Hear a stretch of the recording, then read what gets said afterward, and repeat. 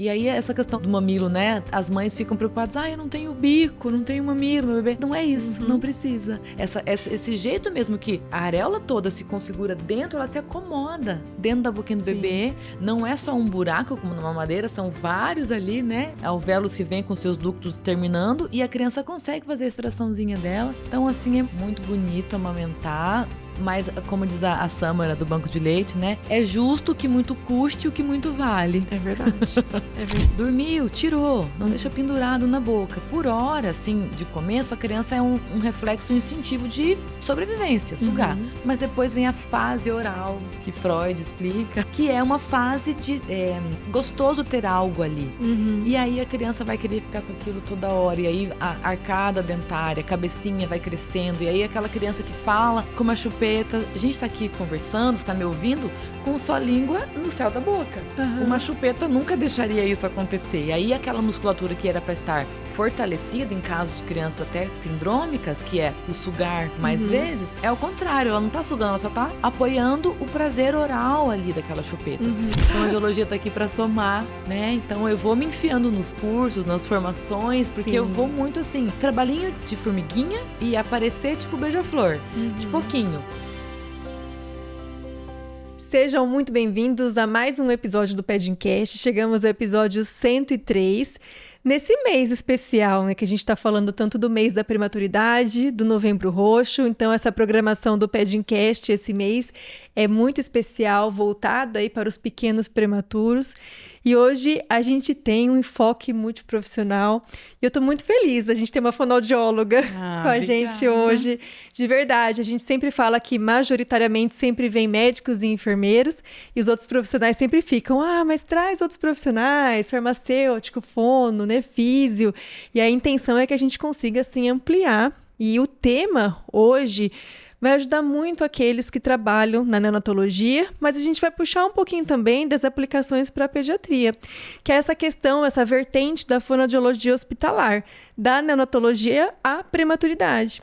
E aí, para falar com a gente sobre esse tema, nossa convidada é Franciele Pereira dos Santos, fonoaudióloga pela PUC Paraná em Curitiba, pós-graduada em saúde coletiva, possui experiência na atuação primária e terciária, tem formação em amamentação para profissionais de saúde, método Canguru, membro do Grupo de Trabalho de Educação em Saúde para Alta Segura no Alojamento Conjunto e também é fonoaudióloga responsável, né, pelo setor de fonoaudiologia hospitalar neonatal e pediátrica e atualmente está lá no hospital com a gente, onde eu tenho a grande honra de cruzar com ela no corredor e conseguir ver um pouco mais de perto esse trabalho que para nós ainda é muito incipiente. A gente às vezes não entende muito, né, a funcionalidade, sabe da importância, mas é importante a gente conseguir aprofundar um pouquinho mais sobre essa profissão dentro desse ambiente hospitalar.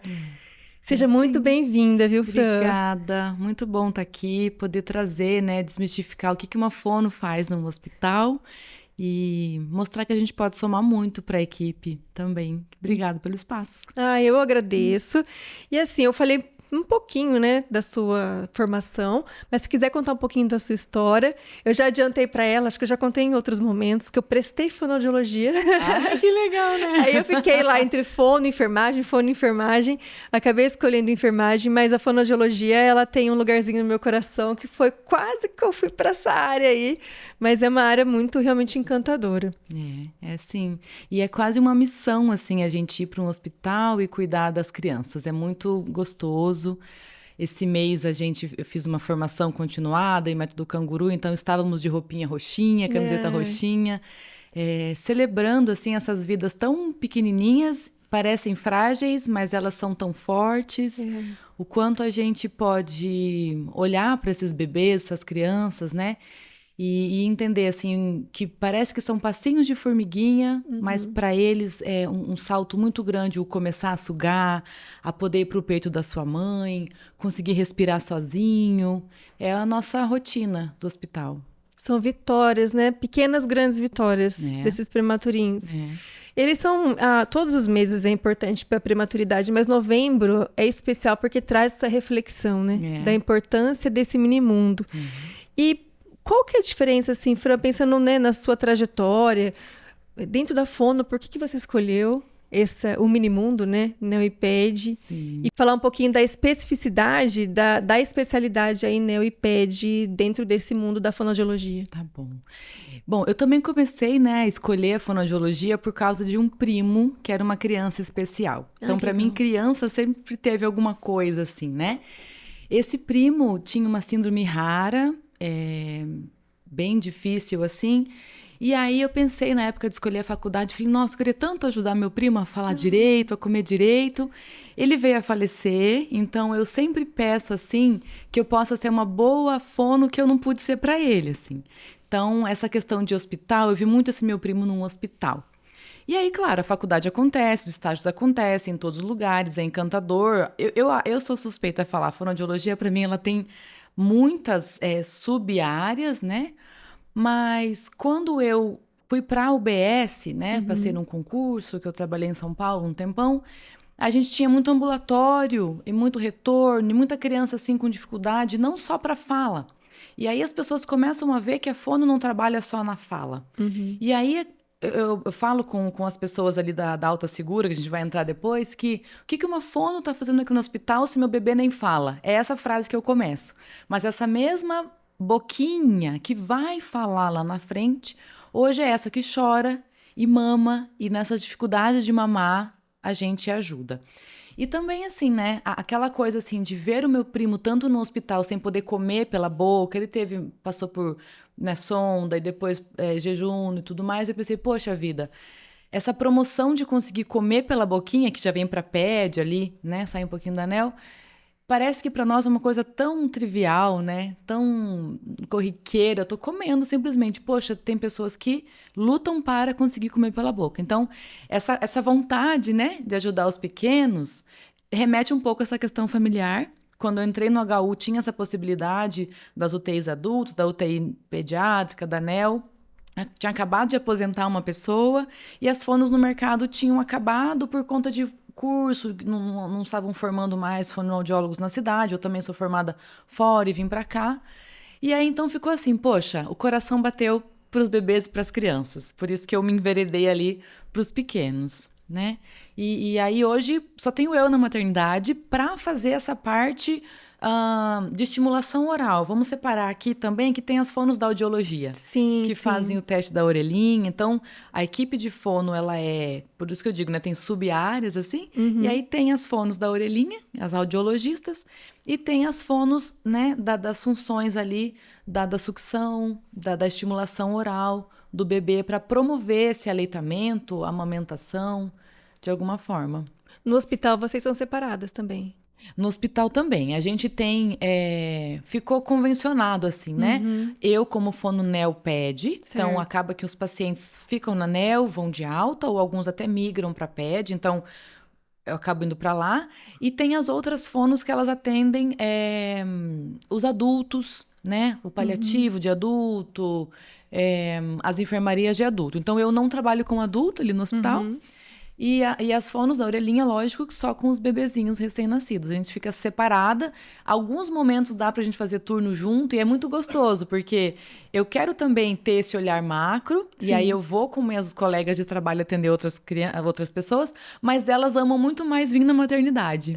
E aí elas querem ver, por mais que ali no HU, né, são gravidez de alto risco. Sim. Já tem também um componente assim, depois que chamou a fono, é só porque ele não conseguiu sozinho. Então já é uma gravidez que vem acompanhada, depois tem uma situação que ele não passou no primeiro momento natural de amamentação, e aí só depois que a fono precisa entrar, tem que entrar, já passou por enfermagem, já passou por banco de leite.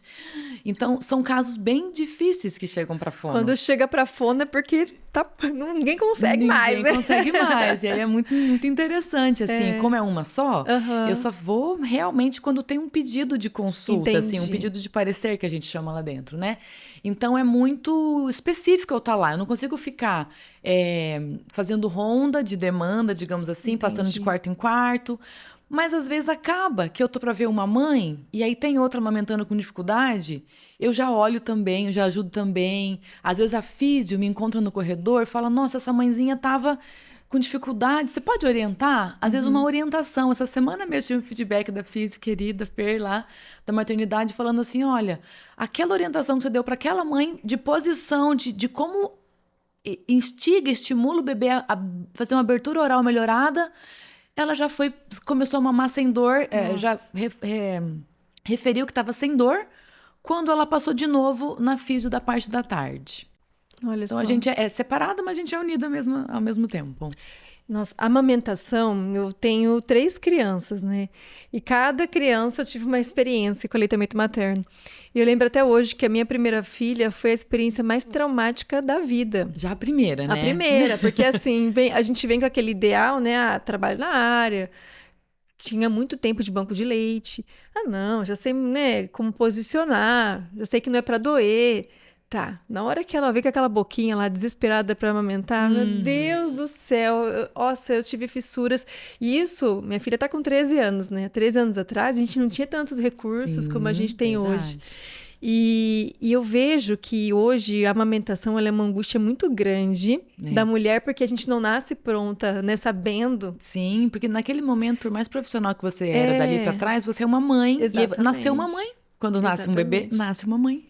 E aí é um ato natural, mas não é uma coisa automática. Exatamente. E aí eu fico pensando, isso que minha bebê nasceu termo, né? Tive aquela alta com 48 horas, que, poxa, 48 horas, tá descendo leite ali, vai descer em casa, né? Toda aquela dificuldade de manejo em casa, você tá sem apoio. Hoje a gente tem bastante consultora.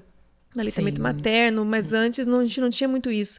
Mas eu fico pensando especificamente nas mães também dos prematuros, né? Porque elas têm a idealização de um bebê termo, um bebê saudável, que não passe por nenhum procedimento, né, doloroso a nível de internação. E de repente esse bebê nasce, aí ele é hospitalizado, e aí não pode mamar porque é muito prematuro. E como que funciona essa questão, né, da gente avaliar, tá pronto? Porque isso é uma expectativa, é uma jornada de 2 meses para essa mãe, né? E a mãe fica naquela tentativa de manter a produção, que é super desafiador sem o bebê sugar, com aquele estresse, né, da internação. E como que a gente sabe, pensando em termos de fonoaudiologia, para estímulo de sucção, quando que esse bebê ele pode estar pronto ali para sugar, essa coordenação, né, que é tão importante a gente ver profissionalmente lá, poxa, mas será que já dá para tentar, não dá? Que sinais que um profissional pode ver para conseguir ter mais certeza ali nas indicações, porque fonoaudiólogo é um profissional muito escasso. A gente tem muita sorte ainda de ter vocês, né? E apesar de que os casos mais difíceis chegam para vocês, mas esses casos corriqueiros, como que a gente faz, Fran?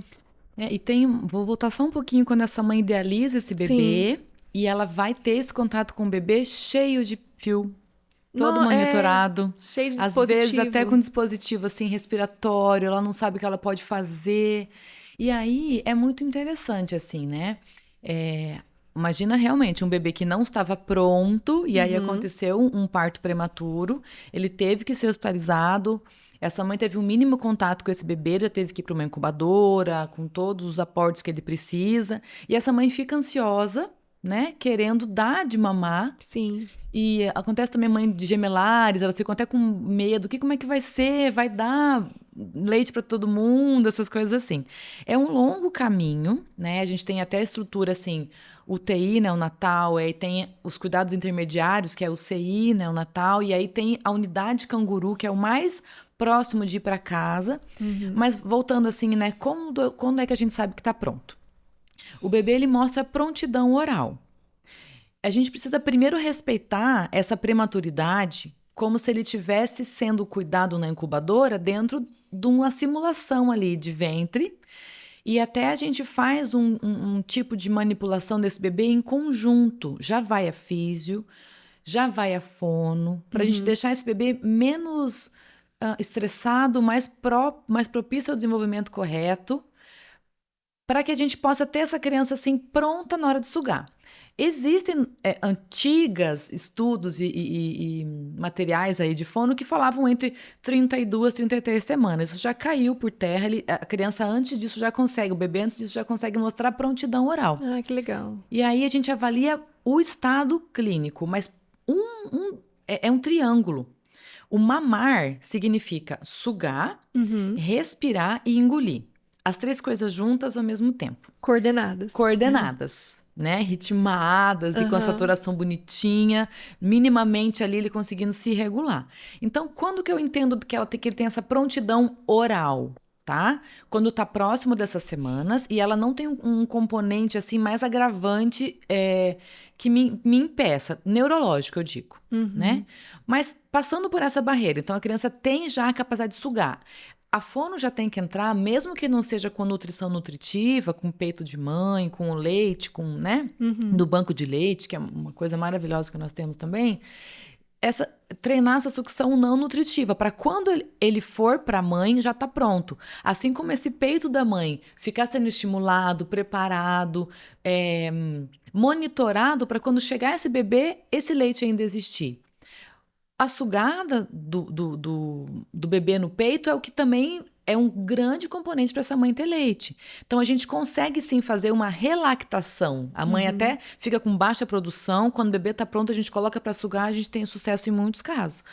Mas voltando lá, né? Quando a gente sabe que está pronto, para sugar, quando ele mostra essa prontidão. O bebê já tem esse reflexo aqui na lateral, assim, de busca, né? A gente já consegue ver esse reflexo de busca, então já é uma situação interessante.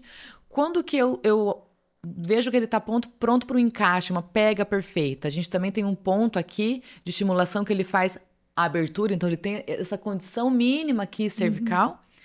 E quando é que eu começo a pôr alimento? No caso dos bebês prematuros, banco de leite, tá? O leite materno, leite humano. A gente vai com medida de uma medidinha, né? Naquela seringuinha de 1 ml, fazendo pista gustativa com o leite. Se for o leite materno, fresco, melhor ainda. Mas às vezes a mãe está numa situação, ela não consegue, não pode, né? Até falecimento de mãe acontece, né? Então a gente tem esse banco de leite e começo a fazer esse estímulo gustativo nesse bebê. Depois eu faço outros estímulos com volumes um pouquinho maiores para entender como ele consegue respirar enquanto engole. Se esse bebê não consegue respirar direito, eu não consigo seguir para um volume oral muito grande. Certo. Aí que vem a físio juntinha ali com a gente. É muito legal o trabalho da físio, né, a físio respiratória. Então o bebê tem que estar respirando bem, porque precisa sugar, engolir e respirar. Mas para ele engolir, ele precisa respirar bem. Então, se esse triângulo, esse tripé não estiver bem, a gente não pode seguir com aumentar o volume. A gente pode ficar com 1 ml, 0,5 ml para essa criança ir entendendo. Tem criança que não dá conta nem da própria salivinha. Não é hora de colocar para aumentar um volume. Exato. Não tá, com 1 ml já desaturou. Opa, não é hora. Então, esses são os sinais. Respiração, né? A sucção não nutritiva, ela pode ser estimulada com a prontidão da criança, é muito legal. Até achei muito bonito, assim, quando as meninas da ANEL já entendem que a fono vai entrar não só na hora de inserir VO, inserir volume grande ou volume para ver mama ou não mama, engole ou não. Não é só isso que é o mamar.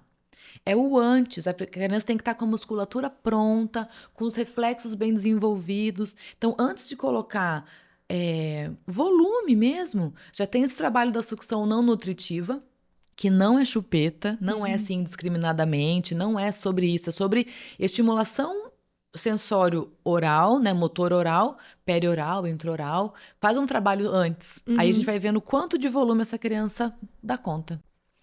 Nossa, eu vou entrar num assunto conflituoso. Que você falou, me veio esse insight. Chupeta, né? Chupeta. Nem sempre é vilão. Nem sempre é vilão, exatamente. Então, acho que isso é um ponto legal da gente falar, porque, por exemplo, a gente trabalha num hospital amigo da criança. Exato. Mas uma coisa é a gente ter a criança que nasceu termo, que vai ficar às 48 horas, vai para casa. Outra coisa é a gente ter a criança que vai ficar hospitalizada, né, e precisa desenvolver esse processo de sucção. Como que você, como profissional, como fonoaudióloga, enxerga a chupeta nesse contexto? Se é um prematuro, tá, é diferente. Porque dentro da barriga da mamãe, que seria essa incubadora, esse momento que ele tá ali aguardando as semanas, literalmente, né? Ele não estaria ali sugando todo momento. Ele dorme muito mais, né? Ele precisa dessa questão neurológica cerebral sendo formada ali.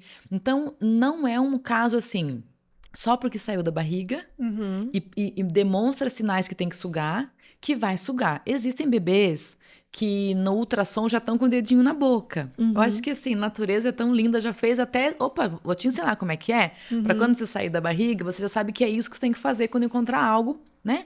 Mas não é toda hora também que essa criança, não é assim a cada tantas horas. Então, essa chupeta, digamos assim, pro bebê prematuro, é mais importante que seja feito assim um trabalho de estimulação focado na fono, na hora da estimulação, até para associar. O meu estômago tá enchendo pela sondinha, enquanto eu faço esse movimento de sugar de um dedo enluvado de uma fono, por exemplo. Não deixar uma chupeta com uma criança. Mas aí a gente tem uma criança que já tá termo, por exemplo, e eu indico, digamos assim, para crianças que têm choro neurológico, para crianças que têm síndromes, que têm uma musculatura mais flácida. A dor, Aí não é vilão. A chupeta, no caso, não é a chupeta em si, mas o sugar, ele alivia a criança em procedimentos dolorosos. Então, a equipe coloca uma luva, da equipe fica com esse bebê. Geralmente, quando eu fico com esse bebê sugando, né? Quando tem a mãe junto, a mãe fica ali com a mãozinha em cima do bebê. Isso é método canguru, é muito importante, assim. E aí, a gente faz uma punção, faz um pique, ou então um HGT, alguma coisa assim. Se possível, é o cenário ideal. Assim, mas voltando na chupeta. Se não tiver como, se for uma indicação, que a gente não coloque aquelas chupetas que são todas redondas e muito volumosas e muito grandes. Ocupa a boca inteira da criança. Né? A boca é desse tamanho, a chupeta é desse, né? Porque os pais vão levar isso como hábito para casa. Entendi. E a gente não tem controle de quando eles vão tirar, quando eles vão entender. Por mais que a gente orienta na alta, dormiu, tirou, não deixa pendurado na boca. Por hora, assim, de começo, a criança é um reflexo instintivo de sobrevivência, sugar. Mas depois vem a fase oral, que Freud explica, que é uma fase de... gostoso ter algo ali. E aí a criança vai querer ficar com aquilo toda hora. E aí a arcada dentária, a cabecinha vai crescendo. E aí aquela criança que fala com uma chupeta. A gente tá aqui conversando, está me ouvindo? Com sua língua no céu da boca. Uma chupeta nunca deixaria isso acontecer. E aí aquela musculatura que era para estar fortalecida em caso de crianças até sindrômicas, que é o sugar mais vezes, é o contrário. Ela não tá sugando, ela só tá apoiando o prazer oral ali daquela chupeta. Então, realmente, é caso a caso. E aí, a gente teve agora, nessa formação de método canguru ali, na semana passada, tem um tipo específico de chupeta que é mais indicado, mas aí eles vão me chamar. E eu vou... Até a assistente social perguntou quanto custa para ter à disposição dessas mães que às vezes não podem comprar. É verdade. Né? E aí foi legal esse olhar dela, né? A equipe multi, a doutora Letícia, que falou, nossa, interessante, eu vou te chamar então para todas as avaliações. Que já era assim. A doutora Fer também já me chamava quando precisava de chupeta. As meninas, é caso de chupeta? Não é, né? Vamos inserir, não vamos? Então é caso a caso. Pode ser um vilão se não for realmente necessário. Mas se é necessário, a gente não é aquela coisa assim... E tanto que tem até CI, autorização. Eu assino embaixo, digamos assim, quando precisa. Porque precisa. Tem casos que precisa mesmo. A gente vê uma necessidade de sucção, de consolo, né? E às vezes a mãe não tem, o que você falou, não tem condição. Às vezes é uma criança que vai ser institucionalizada. Então tem muitos casos complexos, né? Na nossa realidade de SUS ali. Que é bem difícil. E vamos dizer assim, casos de crianças que não têm a possibilidade de mamar na mãe, assim, por várias questões, né? Ela já vai ser apresentada um bico artificial mais para frente. Então, que ela tenha essa musculatura mais trabalhada, que não daria no peito de uma mãe, nesse caso, é esse utensílio que a gente vai precisar para desenvolver. Digo muito para síndrome de Down, assim, que tem uma flacidez, né, dessa musculatura. Então, mas tem crianças que não precisam, então não é toda criança sindrômica que vai precisar de chupeta. Mas realmente, a gente pondera, assim, não vamos demonizar uma coisa e nem colocar num pedestal, vamos entender caso a caso. Quais são os desafios maiores? O prematuro em si ele é um desafio, mas é uma questão de maturidade, né? Vai envelhecendo, as coisas vão começando a ficar no lugar. Mas é que você comentou, as crianças com algum acometimento neurológico. Quais são os maiores desafios mesmo? Fenda, o lábio, leoporino? Como que funciona aí as dificuldades operacionais quando a gente pensa em comorbidades? Muito raro, assim, quando não deu para ver nos preventivos, sabe? Assim, não deu para ver no acompanhamento pré-natal, e aí a mãe e o pai descobrem. Muito difícil quando a gente vê casos assim de rejeição por síndrome. Isso é muito difícil, porque a gente não tem essa família para olhar. No caso da fenda, né? A gente tem uma casa de acompanhamento de crianças especializadas em Londrina, que é a Cefil. Ah, que legal. E aí a gente já faz a minha evolução, digamos assim, né? De que tipo de fenda tem, já vai com uma cópia pro prontuário e outra cópia na assistência social, para essa mãe já saber aonde ela tem que ir, até já liga, parece, deixa marcadinho, já avisa, olha, temos uma criança que nasceu aqui com fenda, porque tem esses desafios de... quando começa a primeira cirurgia, quando faz a primeira cirurgia, a cabecinha vai crescer de novo, vai ter que reabordar essa cirurgia. Tem a questão da dentição, da odonto, tem a questão de quando que põe comida para essa criança. A minha criança com fenda vai poder comer pela boca? Né? Essas místicas, assim, de quando a pessoa não sabe o que fazer. Então, o desafio primeiro assim também, quando tem... uma criança que vai precisar de multicuidados. Outro desafio quando a família parece que é meio displicente. E eu acho que um grande desafio é quando a criança vai com alimentação mista para casa. Tá um pouquinho VO, não consegue tudo e vai com um pouquinho, que vai com a sonda. Isso é muito difícil, porque como é que a gente sabe como é que essa família tá, por mais que tenha ambulatório uma semana depois, alguns dias depois.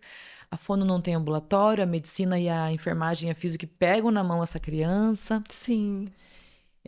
Casos difíceis também, eu tinha pensado em outro. Mas você sabe que eu penso, vou até te cortar um pouquinho para pegar um caso recente, né? Criança que tem uma laringotraqueomalácia, né? Aí tá com muita dificuldade, aquele estridor que quem não conhece assusta, aquele esforço respiratório, com a sondinha e a perspectiva ir com a sondinha, enfim, né? Ou tentar estimular.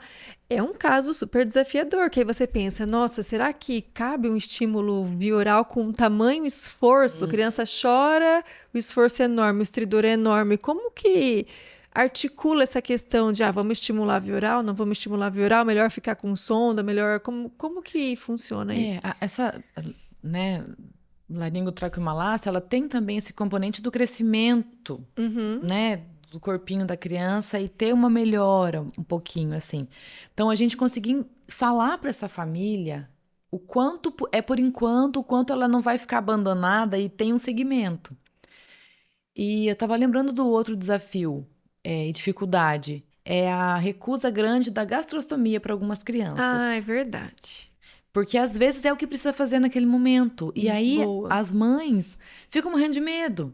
Mas é muito mais seguro, arrisco dizer, uma gastrostomia e que ela é assim, agora o seu bebê, mas é como uma muleta, agora você precisa. Sim. Você conseguiu pisar direito, conseguiu andar, vamos tirar essa muleta e andar com as próprias pernas. Conseguiu estimular, não vai porque tá com gastro, vai embora e nunca mais vê a fono, não. Tá com gastro, vamos voltar, vamos transicionar. Opa, é a mesma coisa da sondinha. Coloca uma sondinha em uma criança que teve alguma situação. Mas eu não quero que coloque a sonda no meu filho. Ele pode se perder todo, ele pode broncoaspirar, ele pode piorar, que é um caso da PED, que a gente tinha uma mamãe de fora, veio da cidade desesperada, que a fono pediu para eu colocar a sonda e ela ficou brava comigo e nervosa. E aí eu tenho essa postura, eu acho que já vem do método canguru e também já vem... Eu sou mais calma, assim, e as meninas até falam, você, né, calma. Eu já chego calma para essas mães, porque imagina como é que tá essa cabeça lá de fora. Às vezes dormindo em casa que não é dela, usando, né, coisas que não são dela. Então, expliquei para ela, né, e por causa da estética, assim. Meu filho, ou pela frustração, porque parece que o filho deu um passo para trás. Sim. Eu falei para ela que ele estava mamando VO, né, via oral, e ele estava com indícios de penetração ou de broncoaspiração. E aí ela... Falei assim, como se tivesse molhado esse cimento de uma calçada. Vamos ter que esperar secar? Como que espera secar? Essa sondinha vai direto para o estômago dele, essa região toda vai melhorando, a gente vai estimular esse bebê a mamar, coordenar com a técnica, e aí depois a gente tira, porque já vai estar sequinho para você pisar. Ela ficou tão calma assim e aceitou a sonda, me agradeceu e por Deus foi embora, assim, por trabalho todo nosso, foi embora sem sondinha, mamando, coisa mais gostosa, pleno e com orgulho desse filho de novo. Então, também lidar com essas frustrações de família, né, é bastante complicado. Complicado assim, complexo, vai. Porque o bem-estar aqui não é só para o paciente. Eu acabo que eu me importo, assim, e a gente fala na materno-infantil, né? Que a gente cuida dessa família. Porque eu não sou ninguém se não tiver uma família para cuidar desse bebê enquanto não tá sob nossos cuidados, né? Exatamente. É um desafio. Eu vejo, para a equipe, a gente fica muito angustiado, né? Ver um esforço respiratório, ver uma dificuldade, um engasgo. Às vezes aquela criança tá caminhando, é um processo lento, começa a melhorar depois de meses. Às vezes vem uma broncoaspiração, às vezes vem, aí dá um passo para trás, aí volta pro oxigênio, às vezes volta pro tubo, dependendo da situação, né? E aí nessas situações de desconforto que você percebe que só o tempo vai melhorar, dá medo, né? A gente fala, meu Deus, vai, não vai? Porque enquanto tá, né, nos nossos olhos, ali do lado, a gente tá vendo, a gente tá orientando, tá do lado de um profissional. Se engasgar alguma coisa, a gente tá perto. Mas e quando vai para casa? A gente tem muito medo, né? E aí sim, a gente fala para esses pais, né? Tem esse cuidado, tem esse olhar, mas eu olho muito a queda de saturação. Você perguntou, não sei se eu respondi totalmente, mas assim, como é que eu sei se eu vou estimular ou não com esse dor, com esse desconforto? Tem o desconforto respiratório, tem o esforço respiratório, que ele é unicamente respiratório. Mas quando ele começa a misturar ali com a broncoaspiração, é muito mais inseguro eu insistir em VO, mesmo que a equipe queira que eu fale, vamos colocar pra mamar, mesmo que a mãe queira que eu fale, vai embora só, né, mamando pela boca, no peito da mãe, numa madeira, que seja, mas se eu tiver essa criança com uma queda de saturação muito importante, não vai rolar. E anquiloglossia? Né? É um tema que eu pergunto, porque teve um boom, né? De repente, toda a dificuldade de aleitamento materno, o problema era a língua da criança. Né? Eu queria ouvir a sua opinião como especialista, porque a sensação de quem está de fora, eu falo por mim, conversando com alguns profissionais, é que há um exagero ali de procedimentos, né? Uma necessidade de uma prontidão ali, de um, né? Enfim, como que você enxerga isso? É muito, muito interessante também, né? Um caso de agora há pouco, eu fui chamada justamente para ver. Porque a dúvida era, tá? O bebê fica pouco no peito. Sim. E aí, a mãe não tinha dor, o bebê não consegue ficar no peito, o bebê não fica no peito. Esse bebê não consegue mamar no peito. E aí, uma língua, assim, que não tinha uma configuração clássica de necessidade de fazer algum tipo de procedimento. Mas é claro, né? A gente, como fono, tem que ir lá dar o parecer. Então, tem um protocolo, Bristol, chamado, tal. Mas do ano passado para cá, a gente veio nessa formação de Hospital Amigo da Criança e também olhando estudos e artigos da Sociedade Brasileira e aí a gente olha e pensa assim, o quanto eu posso ser mais conservador possível se a anatomia ela é compatível com a função, mesmo que não o ideal, normal, nesse caso, tá? O bebezinho, ele mamava no peito.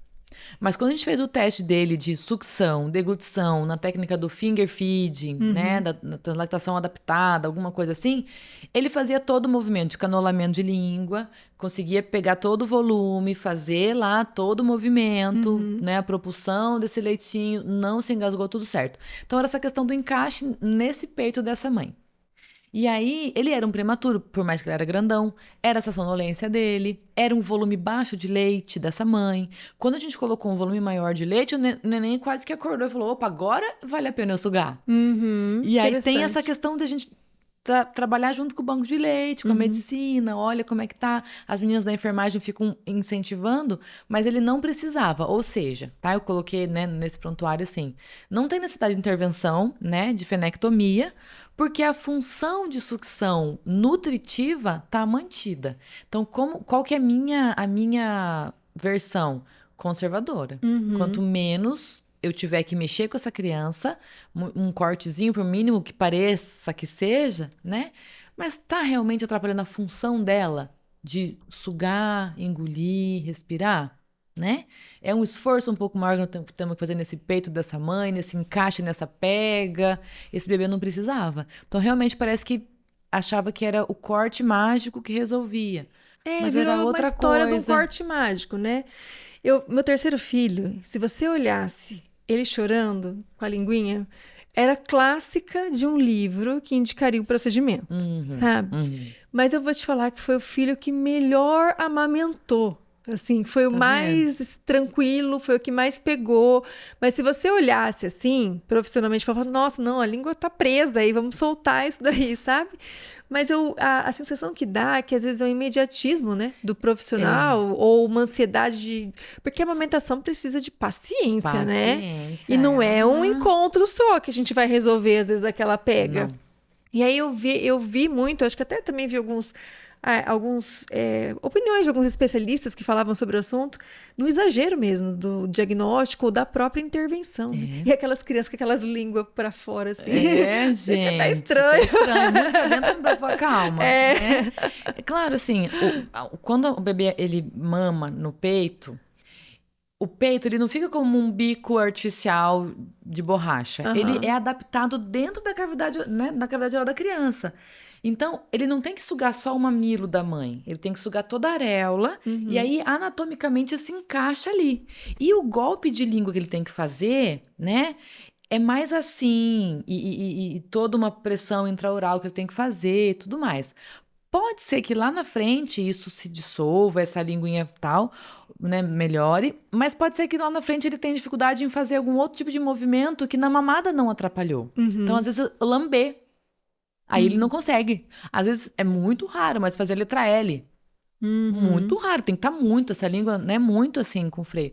Mas quando tá atrapalhando, vamos mexer quando estiver atrapalhando a função para a qual a gente está enfrentando. Agora é amamentação? Amamentação.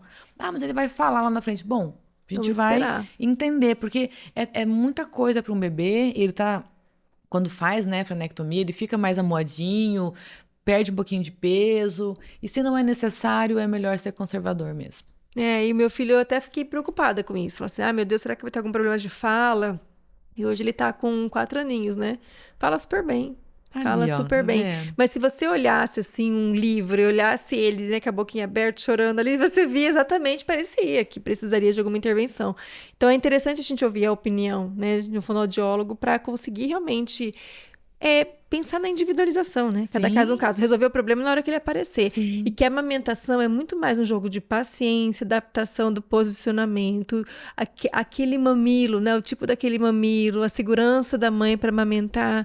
Nossa, eu lembro que quando eu auxiliava bastante nesse processo do amamentar aí, cada sentada era 2 horas ali com a mãe. Às vezes para conseguir ajeitar, né? Melhorar aquela pega, esvaziar um pouco aquela mama para ajudar na pega. É um jogo de paciência muito grande. Mesmo. O meu atendimento, as meninas ficam até assim, nossa, você fica tudo isso com o paciente? Nossa, né? Porque não é assim, né? Abre a boca pra tia, engole pra tia, igual na pediatria, né? Eu tenho que esperar que esse bebê acordar, ele tem que estar ok, essa mama tem que estar preparada. Demora, eu também espero ele terminar de mamar pra eu entender todo o ciclo, mesmo que no caso de mamadeira, como ele fica depois, se tem refluxo, se tem, né, vômito, se...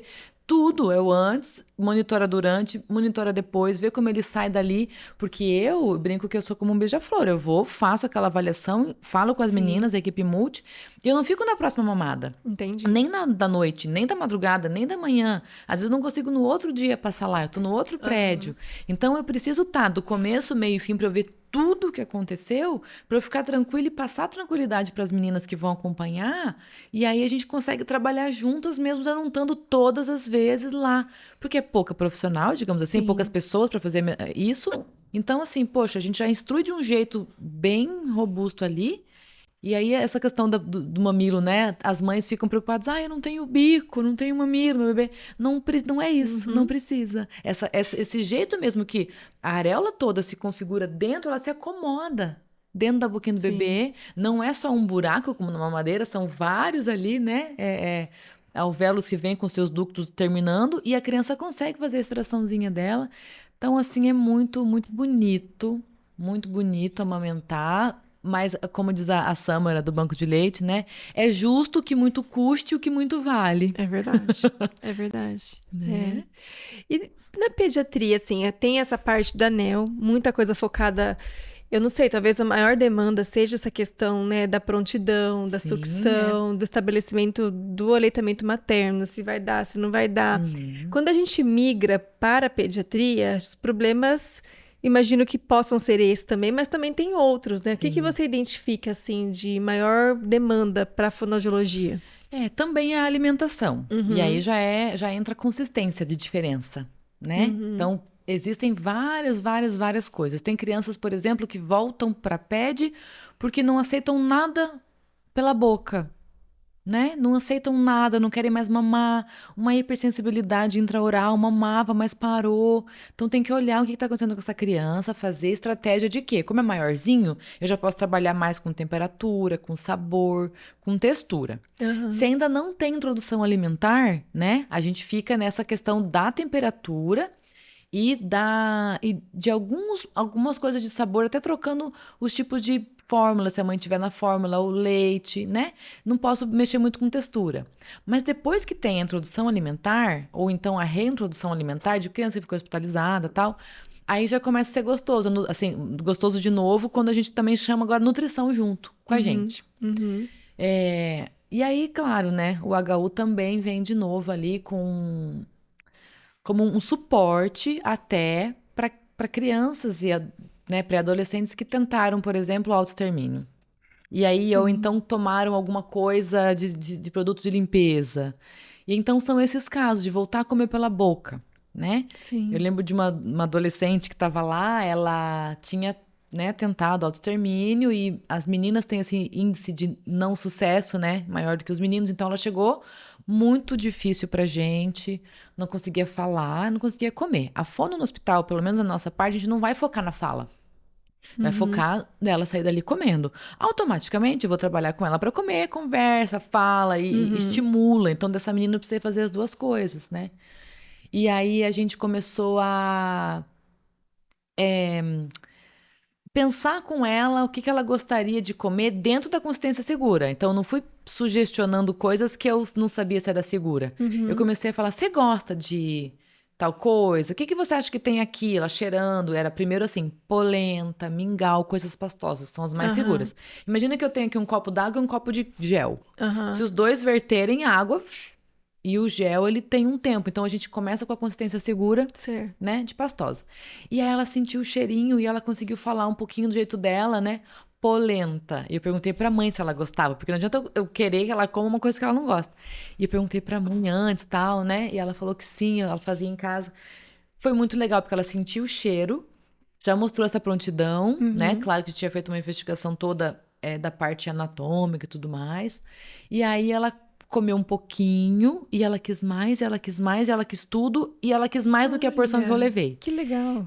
E aí tem uma curiosidade interessante, assim, quando a gente tem uma criança lá que está sem controle cervical, a gente não pode prometer para essa mãe ou ficar ansioso que ela vai mastigar, porque o controle cervical é intimamente ligado com a mastigação. Então tinha um caso também lá que a mãe queria que o meu filho comesse, mas ele tinha uma doença degenerativa, então ele estava piorando. E aí eu só podia pôr pastoso para ele. A mãe queria que desse feijão para essa criança, que desse pedaços de frango. E fala, mas em casa ele comia isso, né? Tem comia, isso. Né? E aí ela tem que entender o caso. A progressão. Né?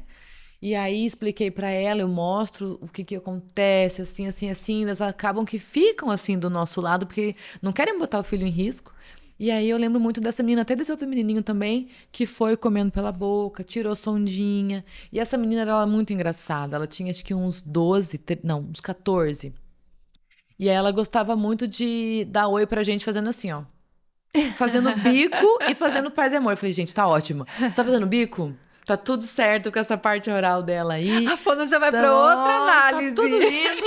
É bem boa. E aí é muito interessante na PED, assim. Eu acho gostoso, quero contar uma curiosidade também. Uma vez eu tava lá naquele salão do fundo ali da PED e eu tava trabalhando com uma criança e acabei. E a medicina veio para coletar sangue. E eu gosto de ficar, porque às vezes ela já pegou um vínculo comigo, eu distraio ela para alguma coisa. E ajudei, né, uma residente a fazer ali uma coleta de sangue. O menino gritava, o menino chorava. E aí a gente, né, ela ficou um pouquinho, eu chamei ela assim, olha, eu posso dar para ele um certificado de bravura? Foi tão legal, porque daí eu fui lá, escrevi, carimbei, ela carimbou também, ele ficou feliz porque ele conseguiu deixar o certificado de bravura. Outra coisa engraçada que eu quero contar, lá na UTI PED, a gente vai para saber se a criança pode comer ou não. Era uma menina diabética que tinha uma dieta diferente, então eu fui na nutrição, pedi o que ela que tinha lá, e ela já estava mastigando, que eu tinha visto que ela passou no pastoso, ia testar sólido com ela. E tinha um bolo de aveia com banana, assim, super ok, né? E ela comeu. E ela queria mais. E aí eu pensei, meu Deus, será que eu consigo pegar mais e tal? Eu liguei na nutrição, eles tinham, separa pra mim que eu tô indo buscar. E a físio entrou.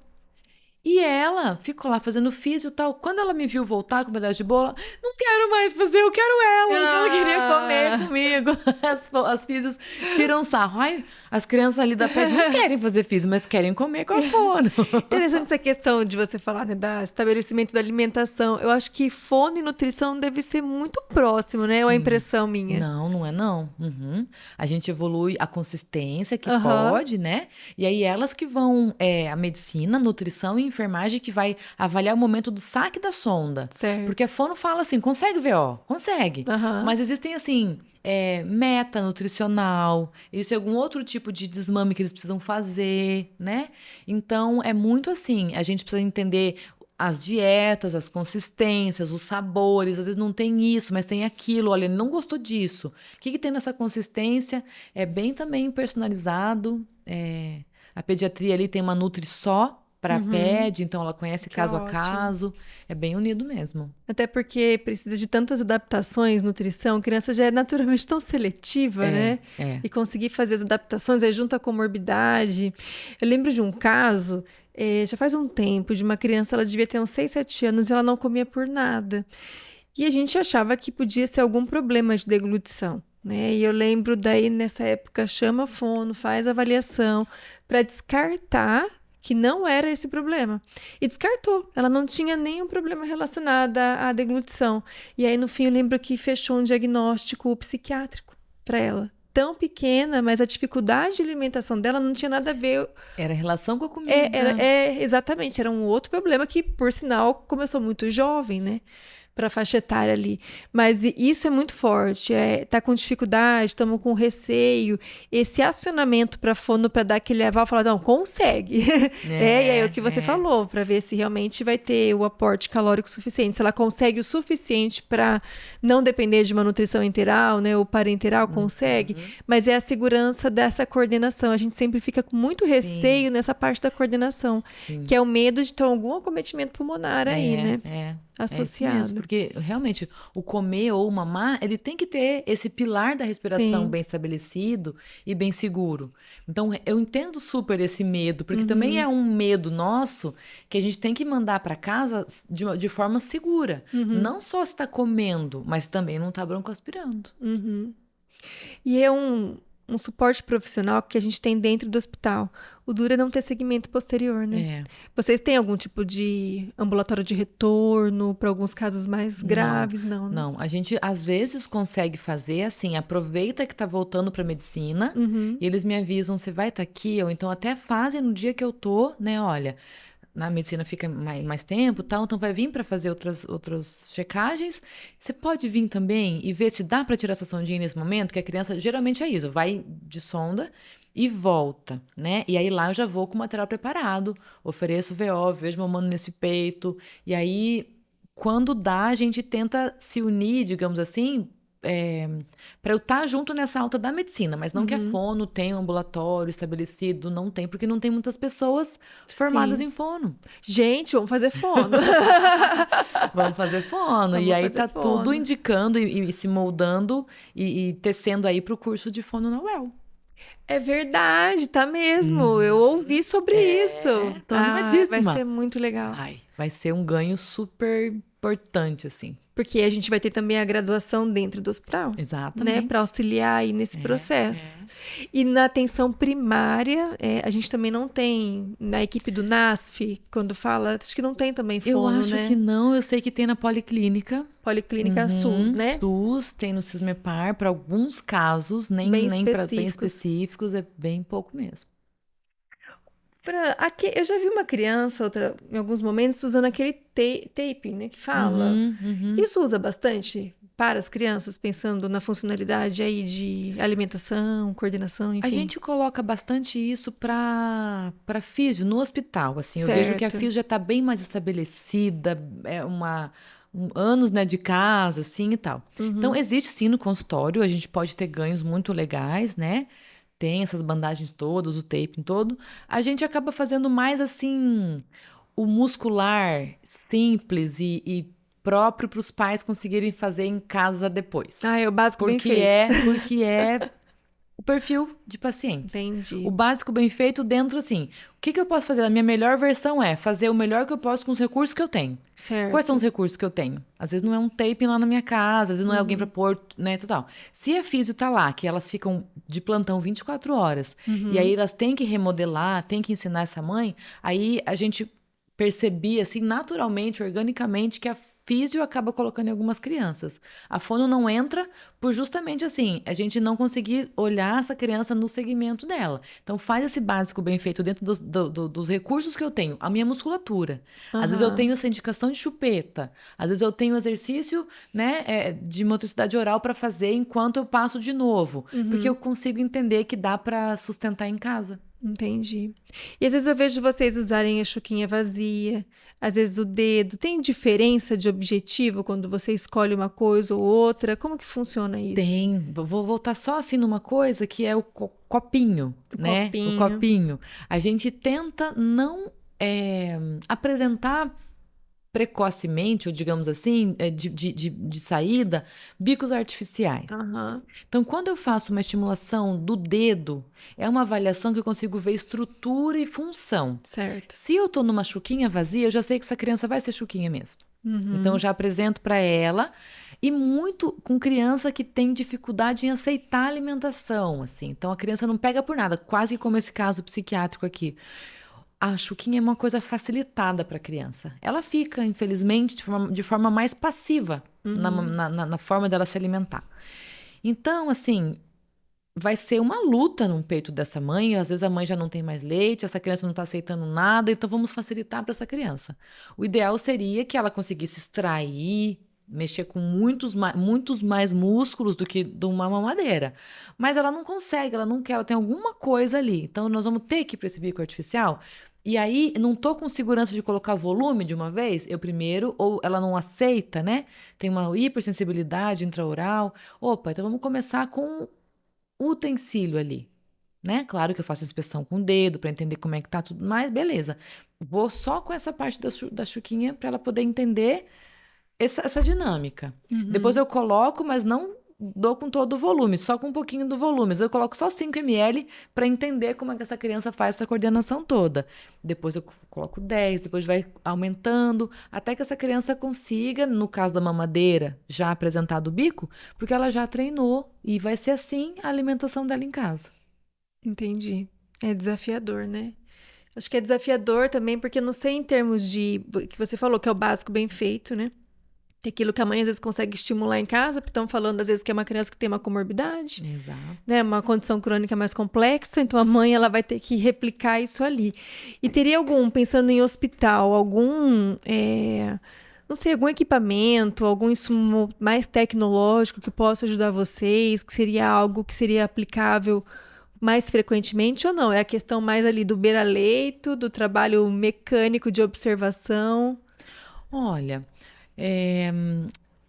a gente não faz muito terapia, porque não é o foco, digamos assim. Entendi. A gente também não tem esse tempo, esse braço, essa mão de obra. Entendi. Então, para avaliação, né, a gente ficaria assim, muito mais seguro, talvez em alguns casos, com uma videofluoroscopia, que é um exame que eu consigo ver em tempo real essa deglutição. A gente às vezes faz uma escuta, às vezes vê um raio-x paradinho ali, é o que a gente tem. Mas para terapia em si, eu acho que estamos caminhando ainda a ponto de falar, nossa, seria interessante tal equipamento de estimulação, porque a gente não vai, mesmo que tenha os equipamentos, mesmo que tenha os estimulantes, a gente não consegue, por hora, fazer terapia como a gente gostaria. Mas tem muitas questões de eletroestimulação, mioeletroestimulação, que é muito interessante, se pudesse no mundo ideal, assim, de ter num hospital, como se fosse a fisioterapia. Entendi. De horário, de plantão, 24 horas, gente, intensiva, assim, mesmo nas enfermarias, né? A fisio é muito presente. Então, assim, para avaliação, sim, falta, mas mesmo com a falta, a gente faz e não deixa sem uma resposta, se consegue, não consegue, pode, não pode, que via de alimentação, acontece, né? E para terapia, bem poucos casos que a gente consegue ficar ali todos os dias ou 3 vezes por semana para fazer uma terapia. É como se fosse num consultório, assim, não é essa a realidade. Eu não sei se é uma sensação também, mas eu vejo que antes, como são poucos profissionais, a fonoaudiologia ficava muito na parte neonatal, né? E agora, cada vez mais, está entrando no mundo pediátrico. Tanto que na UTI pediátrica, a gente tem visto com muito mais frequência a visita de vocês e a solicitação da avaliação de vocês para crianças de diversas idades, né? E isso é uma aproximação muito boa, Fran, porque a gente sai um pouco daquele pensamento pequeno, né, da equipe multi, que muitas vezes é aquele tripézinho que é medicina, enfermagem e física, que é o que fica ali 24 horas, né? E aí a gente consegue ampliar a visão para outros profissionais para realmente agregar aí no processo e dar essa segurança para nós ali que estamos ali no beira-leito direto. Às vezes não tem realmente pedido, mas eu dou uma passeadinha, porque quem não é visto não é lembrado. Ainda tem um pouco de resistência em alguns lugares, tipo assim, por quê? Não por mal. A enfermagem se virava e fazia. Sim. A fisio se virava e fazia. Então agora por que a fono vai querer fazer? Opa, a gente tem ali uma chancela a mais, não tô para tirar nada, tô para somar, né? Às vezes tem mães que realmente estão super avessas, digamos assim, gastrostomia, ou então até, será que realmente tem que entrar para CIP, né? Fazer e tal? A fono fala, não dá, por hora não dá VO. E aí é um avalzinho ali a mais de que a CIP fala, gente, vamos colocar essa criança nessa cirurgia, é o que precisa para agora. Então, eu quero dizer, né? Essa aqui é minha câmera. Essa é a sua câmera. Que a gente tá aqui para somar. A fonoaudiologia tá aqui para somar, né? Então, eu vou me enfiando nos cursos, nas formações, porque eu vou muito assim... trabalhinho de formiguinha e aparecer tipo beija-flor, de pouquinho. Mas eu quero sim estar nesses grupos de alta segura, eu fui me enfiando, fui me convidando. Acho que é até legal você Curso falar canguru, desse grupo. Fui me enfiando, fui me convidando. E hoje é gostoso. As meninas falam, nossa, quando é segunda, quarta e sexta, vou começar a falar aqui. É segunda, quarta e sexta de manhã na maternidade. E essa alta segura é para as mães que estão na maternidade. Isso envolve neonatal também? Não, essas mães que estão no alojamento conjunto. No alojamento conjunto. Na segunda-feira, a gente dá orientação de alta para mãe que vai, para família que vai na segunda e na terça. Então já vai para reunião já, se você vai embora de segunda ou terça. Na quarta-feira, essa orientação é para as famílias que vão embora na quarta e na quinta. Na sexta, para as famílias que vão embora na sexta, sábado e domingo. Todas as famílias são orientadas. Claro que não é compulsório, a gente passa no quarto, avisa que está acontecendo a reunião de alta. A gente fala... a gente dá a entender assim, ó, vem participar para você pegar as suas informações para alta. Tem mães que não perdem por nada, tem mães que falam, não, agora eu não quero. Mas a gente dá o panfleto ainda assim. A gente tem aqui. Esse é o panfletinho. Esse é o panfletinho da fono, certo. Né, materno infantil. E aí, eu não ia às quartas-feiras de manhã, porque não tinha carga horária para dar pro hospital, digamos assim.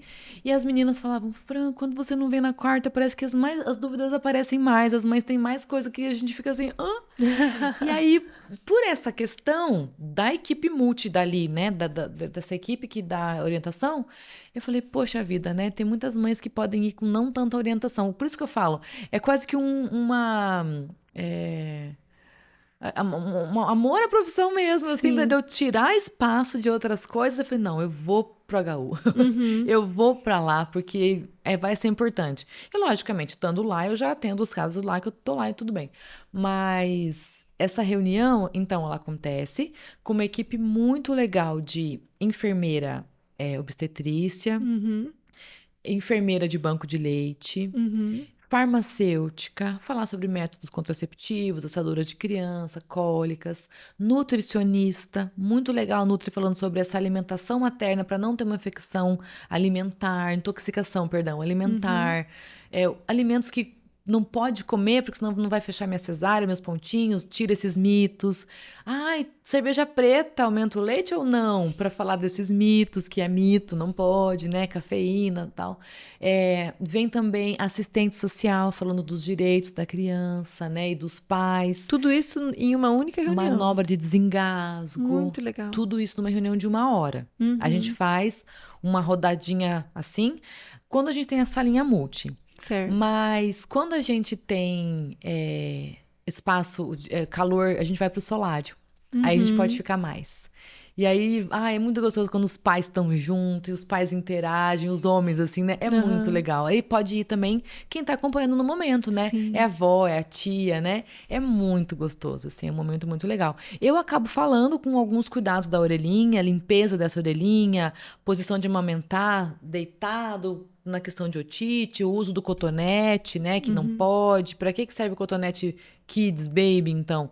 Para um biguinho do neném, pra gente não ficar empurrando. Até nós, adultos, não deveríamos usar cotonete. Mostro como limpar esse ouvido, né? Falo também sobre a pega correta. Falo sobre a chupeta, nesse caso do bebê que não precisa. Principalmente das mães que estão mamando exclusivamente. Só vai dificultar essa mamada, vai ter desmame precoce. Eu falo sobre essa conta que não fecha até os 4 meses, até os 6 meses eu tenho que amamentar. Mas com 4 meses eu volto a trabalhar. E agora?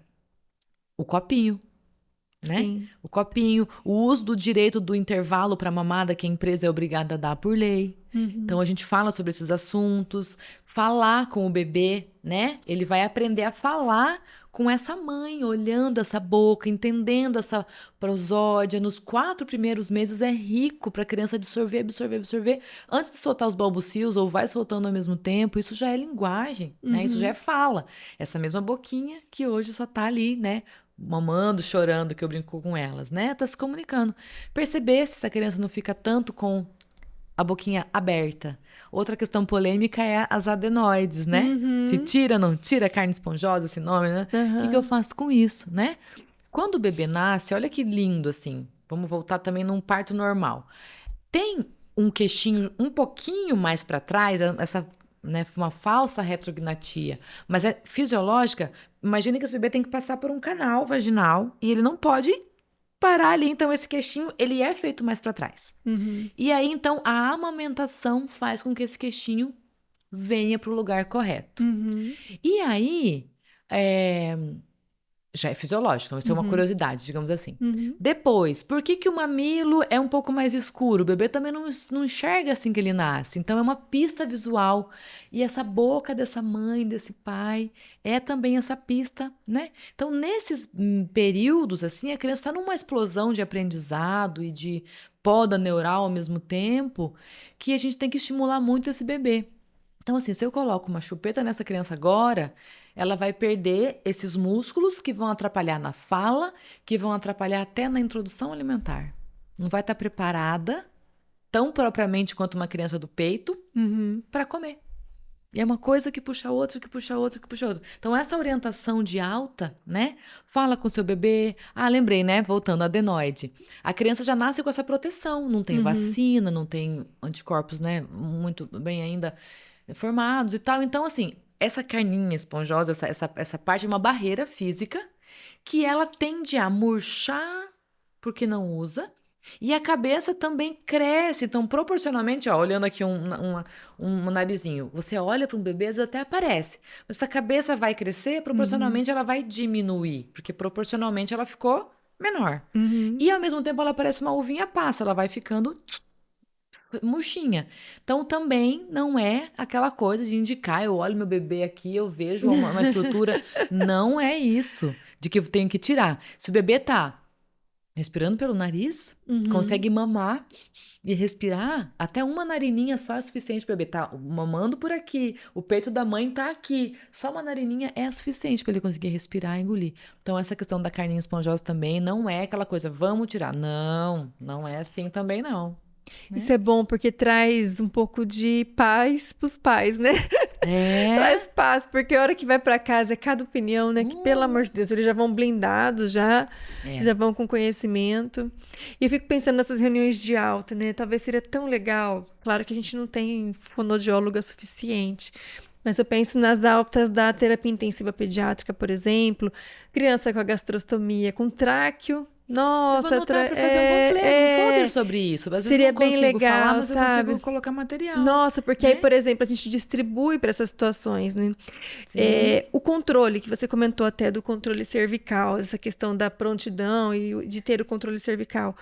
Uma dúvida, uma criança que ela não tem controle cervical ou é um controle muito ainda fraco, né? É uma contraindicação absoluta para alimentação por via oral? Não, desde que a consistência seja pastosa. Entendi. A ligação é com a mastigação. Entendi. O controle cervical está intimamente ligado com esse controle de mastigar. São pontos interessantes porque, às vezes, a gente pode estimular um pouquinho mais essas crianças, sabe? Sim. Às vezes tem condição disso. A gente só não tem a segurança para falar que pode, mas ter profissionais como vocês mais próximo ali, talvez a gente conseguiria estimular, orientar coisas mais específicas que pudesse dar um pouco mais de autonomia para essa mãe e para essa criança, claro, individualmente, cada caso um caso, né? De acordo com a segurança que essa criança venha a ter, mas que também isso dá um sentimento de alívio para essa mãe, né? Sim. Como se fosse algo, olha, tá comendo pela boca, nem que seja a nutrição plena por ali, a maioria vai pela gastrostomia, mas é uma estimulação oral ali, né? Importante e seguro. Se for na consistência indicada, tá seguro. Mas legal, Fran, seria muito legal. Eu penso, todo o episódio que vem, eu fico pensando como que a gente consegue melhorar mesmo os processos assistenciais, né? E essa reunião de alta para essas crianças com condições crônicas mais complexas seria sensacional. Hoje, eu coloco também esse panfleto para as mães do canguru. O que acontece na reunião de alta do alojamento conjunto, diferente de todos os outros? A alta segura, o alojamento conjunto, consegue estabelecer uma rotina quase que assim, em lote, digamos assim, porque é padrão 48 horas, se tudo tiver. Então, em 48 horas, tem um estabelecimento ali que vai de alta. Então, eu consigo juntar esse grupo. É uma ação de saúde coletiva ali, mesmo que está individualizado, mas a gente faz, né? E a gente consegue, quem que tá de possível alta prevista? E aí as meninas da enfermagem já passam pra gente, a gente vai lá convidando e avisando nos quartos, né? Não fala-se antes pra essa mãe não ficar ansiosa, não ficar preocupada. A gente fala que é reunião de orientação pra alta entre hoje e amanhã. Senão a mãe já quer sair da reunião com a roupa de ir embora, né? Então a gente faz em blocos porque dá.